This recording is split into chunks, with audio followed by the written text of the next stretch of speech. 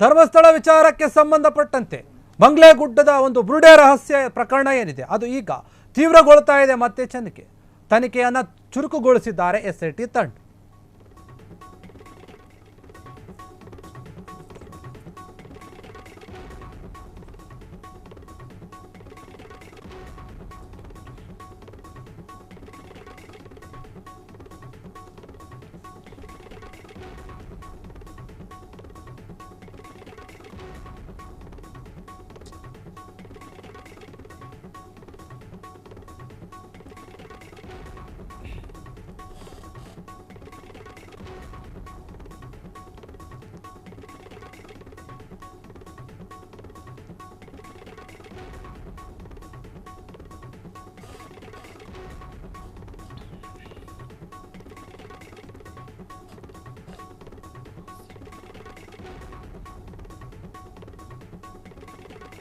ಮಂಗಳೇಗುಡ್ಡದ ಬುರುಡೆ ರಹಸ್ಯ ಪ್ರಕರಣಕ್ಕೆ ಸಂಬಂಧಪಟ್ಟಂತೆ ತನ್ನ ತನಿಖೆಯನ್ನ ಚುರುಕುಗೊಳಿಸಿದೆ ಈಗ ಎಸ್ಐಟಿ ತಂಡ.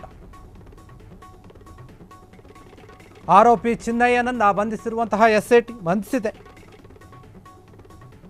ಇದೀಗ ಇದೇ ವಿಚಾರದಲ್ಲಿ ಪತ್ನಿ ಮಲ್ಲಿಕಾಗೂ ಕೂಡ ಎಸ್ಐಟಿ ನೋಟಿಸ್ ಅನ್ನ ಕೊಟ್ಟಿರುವಂಥದ್ದು. ಮಲ್ಲಿಕಾರನ್ನ ತೀವ್ರ ವಿಚಾರಣೆ ನಡೆಸ್ತಾ ಇದೆ ಎಸ್ಐಟಿ ತಂಡ. ಪ್ರಕರಣದ ವಿವರಗಳು ಮತ್ತು ಫಂಡಿಂಗ್ ಬಗ್ಗೆ ಕೂಡ ಪ್ರಶ್ನೆ ಮಾಡಲಾಗ್ತಾ ಇದೆ. ಮಲ್ಲಿಕಾಗೆ ಎಸ್ಐಟಿ ಟೀಮ್ ಅವರು ಚಿನ್ನಯ್ಯನ ಪತ್ನಿ ವಿಚಾರಣೆಯಿಂದ ಪ್ರಕರಣಕ್ಕೆ ಒಂದು ಹೊಸ ತಿರುವು ಸಿಗುತ್ತಾ ಎನ್ನುವಂತಹ ಲೆಕ್ಕಾಚಾರ. ಮಲ್ಲಿಕಾ ವಿಚಾರಣೆ ಏನಿದೆ ಅದರಿಂದ ಸ್ಥಳೀಯರು ಆತಂಕಕ್ಕೆ ಒಳಗಾಗಿದ್ದಾರೆ. ಧರ್ಮಸ್ಥಳ ಬುರುಡೆ ಪ್ರಕರಣ ಅಥವಾ ಮಂಗಳೇಗುಡ್ಡದ ಬುರುಡೆ ಪ್ರಕರಣ ರಹಸ್ಯ ಏನಿದೆ ಅದೇ ವಿಚಾರವಾಗಿ ಚಿನ್ನಯ್ಯನನ್ನೇ ಎಸ್ಐಟಿ ಬಂಧಿಸಿತ್ತು, ತನಿಖೆ ಮಾಡಿತ್ತು, ಎಲ್ಲ ಆಗಿತ್ತು. ಸಾಕಷ್ಟು ಆರೋಪಗಳು ಪ್ರತ್ಯಾರೋಪಗಳು ಎಲ್ಲವೂ ಕೂಡ ಕೇಳಿ ಬಂದಿದ್ವು. ಆದರೆ ಈಗ ಮತ್ತಷ್ಟು ತನ್ನ ತನಿಖೆಯನ್ನು ಚುರುಕುಗೊಳಿಸಿದೆ ಎಸ್ಐಟಿ ಟೀಮ್. ಯಾಕಂದರೆ ಚಿನ್ನಯ್ಯನ ಪತ್ನಿಯನ್ನು ಕೂಡ ಪ್ರಶ್ನೆ ಮಾಡ್ತಾ ಇದೆ. ಅದಕ್ಕೆ ನೋಟಿಸನ್ನು ಕೂಡ ಕೊಟ್ಟಿದ್ದಾರೆ. ಆಕೆಯ ಪತ್ನಿಗೆ ವಿಚಾರಣೆಗೆ ಬರಬೇಕಂತ ಅವರನ್ನು ವಿಚಾರಣೆ ಕೂಡ ಮಾಡ್ತಾ ಇದ್ದಾರೆ.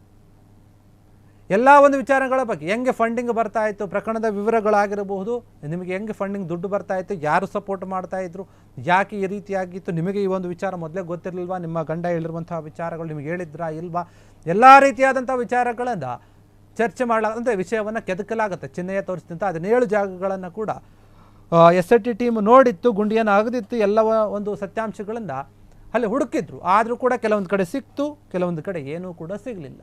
ಕೆಲವೊಂದು ಮೂಳೆಗಳು ಸಿಕ್ತು ಕೆಲವೊಂದು ಜಾಗದಲ್ಲಿ. ಆದರೆ ಇದೇ ಒಂದು ವಿಚಾರವಾಗಿ ಇದು ಮುಗಿಯದ ಕಥೆಯಾಗಿ ಹೋಗ್ತಾ ಇರುವಂಥದ್ದು. ಒಬ್ಬರಿಂದ ಒಬ್ಬರಿಗೆ ತನಿಖೆ ಮಾಡ್ತಾನೇ ಇದೆ ಎಸ್ಐಟಿ ತಂಡ. ಇವತ್ತು ಮುಗಿಯುತ್ತೆ, ನಾಳೆ ಮುಗಿಯುತ್ತೆ, ನಾಡಿದ್ದು ಮುಗಿಯುತ್ತೆ ಅಂತ ಯೋಚನೆ ಮಾಡ್ತಾ ಇದ್ದಾರೆ. ಒಂದಲ್ಲ ಒಂದಿನ ಸತ್ಯಾಂಶ ಹೊರಗೆ ಬರುತ್ತೆ ಅಂತ ಕಾಯ್ತಾ ಇದ್ದಾರೆ. ಆದರೆ ಎಸ್ಐಟಿ ಟೀಮ್ ಏನಿದೆ ದಿನದಿಂದ ದಿನಕ್ಕೆ ಒಬ್ಬರಿಂದ ಒಬ್ಬರಿಗೆ ವಿಚಾರಣೆಯನ್ನು ಮಾಡ್ತಾ ಇದೆ, ನೋಟಿಸ್ ಕರೆಸ್ತಾ ಇದೆ, ಕರೆಸಿ ಅವರನ್ನು ವಿಚಾರಣೆ ಮಾಡ್ತಾ ಇದೆ. ಎಲ್ಲರಿಂದ ಕೂಡ ವಿಚಾರಗಳನ್ನು ಕಲೆಕ್ಟ್ ಮಾಡ್ತಾ ಇದೆ, ಅವರ ಹೇಳಿಕೆಗಳನ್ನು ತಗೊಳ್ತಾ ಇದ್ದಾರೆ. ಈಗ ಚಿನ್ನಯ್ಯನ ಹೆಂಡತಿ ಮಲ್ಲಿಕಾಳ ಒಂದು ಸರತಿ, ಮಲ್ಲಿಕಾಳನ್ನು ವಿಚಾರಣೆ ಮಾಡ್ತಾ ಇದ್ದಾರೆ. ವಿಚಾರಣೆ ಮಾಡ್ತಾ ಇರೋದಕ್ಕೆ ಅಲ್ಲಿರುವಂತಹ ಒಂದು ಜನರಲ್ಲಿ ಕೂಡ ಏನೋ ಒಂದು ಆತಂಕ ಶುರುವಾಗಿದೆ. ಯಾಕೆ ಇವರನ್ನು ಈಗ ಕರೆಸಿದ, ಏನು ವಿಚಾರಣೆ ಮಾಡಬಹುದು, ಏನು ಕೇಳಬಹುದು ಅಂತ. ಯಾಕಂದರೆ ಚಿನ್ನಯ್ಯ ಮತ್ತು ಚಿನ್ನಯ್ಯನ ಪತ್ನಿ ಈ ಹಿಂದೆ ಧರ್ಮಸ್ಥಳದಲ್ಲಿ ಇದ್ದರು, ವಾಸವಾಗಿದ್ದರು ಅವರಿಬ್ಬರು ಕೂಡ, ಈ ದಂಪತಿಗಳು. ಹಾಗಾಗಿ ಅವರ ಹೆಂಡತಿಗೂ ಕೂಡ ಏನಾದರೂ ಒಂದು ವಿಷಯಗಳು ಗೊತ್ತಿರಬಹುದು. ಚಿನ್ನಯ್ಯ ಹೇಳಿದಂತಹ ವಿಚಾರಗಳು ಮತ್ತು ಹೆಂಡತಿ ಹೇಳುವಂತಹ ವಿಚಾರಗಳು ಇವೆರಡನ್ನು ಕೂಡ ಹೋಲಿಕೆ ಮಾಡಿ ನೋಡ್ತಾರೆ.